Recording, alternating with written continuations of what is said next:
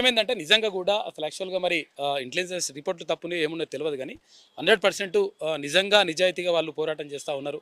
ఇక్కడ ఆమె చెప్పినట్టుగా అసలు యాక్చువల్గా బీఆర్ఎస్ వాళ్లకు అవకాశం ఇస్తుంది ప్రభుత్వమే.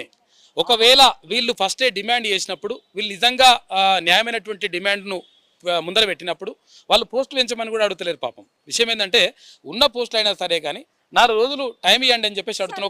ఒక 3 నెలలు టైం ఇవ్వండి. ఎందుకంటే టెట్ తర్వాత మాకు డిఎస్సికి టైం ఉండాలి, లేకపోతే ఆ సిలబస్ వేరు ఈ సిలబస్ వేరు, ఇన్ని పుస్తకాలు చదవాలంటే మా ఎవరికైనా కష్టమవుతుంది. మేము ఏమి రోబోలం కాము, లేకపోతే ఇవి దంచి ఇక్కడ కాక్టైల్ చేసుకుని తాగేటట్టు కూడా కాదు, పరిస్థితి కాదు. చదువుకోవాలి, జ్ఞానం సంపాదించాలి, టీచర్లు కావాలంటే ఇవన్నీ ఉంటాయి. కాబట్టి టైం ఇవ్వని చెప్పేసి అడుగుతూ ఉన్నారు. ఇది న్యాయమైన డిమాండ్ 100%. అందుకనే అసలు యాక్చువల్గా గ్రౌండ్ లెవెల్లో ఏముండదో చూపించేటువంటి ప్రయత్నం చేస్తూ ఉంది క్యూ న్యూస్.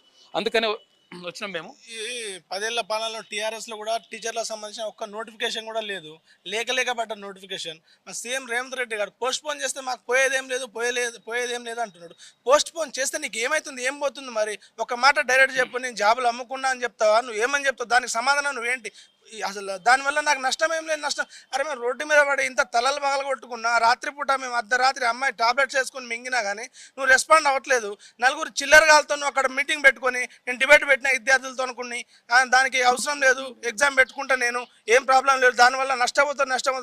నీకంత దమ్ము ధైర్యం ఉంటే ఒకసారి దిల్సుఖ్నగర్కి వచ్చి చూడు. నువ్వు ఈడ డిఎస్సి వాళ్ళ క్యాండిడేట్ ఎంతమంది ఉన్నారో నీకు తెలుస్తుంది. ఒక్కసారి నువ్వు నిజంగా దమ్మున్న రాజకీయ నాయకుడు అయితే, నువ్వు నిజంగా సీఎంఏ అయితే ఒకసారి దిల్సుఖ్నగర్కి వచ్చి ఇక్కడ డిఎస్సి క్యాండిడేట్ని కలువు. నీకు డిబేట్ అంటే ఏందో అప్పుడు తెలుస్తుంది నీకు. అంతేలేగా నలుగురు చిల్లరగాలని అక్కడ పెట్టుకొని నేను డిబేట్ చేసినా, నేను మాట్లాడినా, ఎవరికేం ప్రాబ్లం లేదు, దానివల్ల విద్యార్థులు నష్టపోతున్నారు అని అనుకోవటం మాత్రం కరెక్ట్ కాదు. ఇది మేము చాలా నష్టపోతున్నాం. ఇది చాలా లేక పడ్డ నోటిఫికేషన్. ఇది ఒక్కటి తెలుసుకోవాలి మీరు. మీకు ఇన్ఫర్మేషన్ ఇచ్చేవాళ్ళు మొత్తం దొంగలు ఉన్నారు వెనకాల. మొత్తం దొంగలతో నిండున్నది గవర్నమెంట్. మీకు తెలుసో లేదో ఈ విషయం. టెట్కి డిఎస్కి కంపల్సరీ 45 days టైం అనేది ఉండాలా. ఇది ముఖ్యమంత్రి తెలుసుకోవాలా, ఇది ఉప ముఖ్యమంత్రి తెలుసుకోవాలా. వాళ్ళకి తెలియకపోవడం ఇది చాలా బాధాకరమైన విషయం. ఇది మాకు ఎట్లా తెలియజేయాలి మేము అని అర్థం కావట్లేదు. ఈ కొట్లాడి తెచ్చుకున్న తెలంగాణలో మేము దాక్కొని బతుకోవాల్సి వస్తుంది. ఒక్కొక్కరు రోడ్డు అర్ధరాత్రి వరకు 12 వరకు బాలింతలు కూడా, కడుపుతో ఉన్న వాళ్ళు కూడా రోడ్డు మీద తిరగాల్సిన పరిస్థితి ఎందుకు వచ్చింది ఈరోజు? మీరు చేయబట్టే. మీరు ఇంత చేస్తున్నా కానీ మీరు దేనికి రెస్పాండ్ అవ్వట్లేదు. ఒకటి చెప్పేసేయండి మీరు, నేను జాబులు అమ్ముకోమని చెప్తావా? దీనికి సమాధానం నువ్వు డైరెక్ట్గా ఏం చెప్పాలనుకుంటున్నావు అదే చెప్పు. నేను ఖచ్చితంగా పెడతా. నిన్ను పెట్టట్లేదంటే వేరే రీజన్ ఏముంది నీకు? ఒక్క రీజన్ చెప్పు. నేను దీనివల్ల పెట్టట్లేదురా బాబు. నువ్వు సర్వే చేయను. సర్వే చేస్తే నీకు తెలుస్తుంది.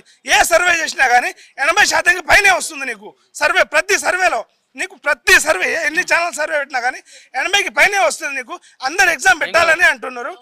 ఒక టెట్కి డిఎస్సికి 45 days ఉండాలనేది గ్యాప్ అనేది అది మినిమం బేసిక్ కామన్ సెన్స్. అది ప్రతి ఒక్కరు తెలుసుకోవాలి. ఇది కానీ ముఖ్యమంత్రికి, ఉప ముఖ్యమంత్రికి ఇది తెలియకపోవడం చాలా సిగ్గుచేటు. సార్ ఇప్పుడు టెట్ వేశారు.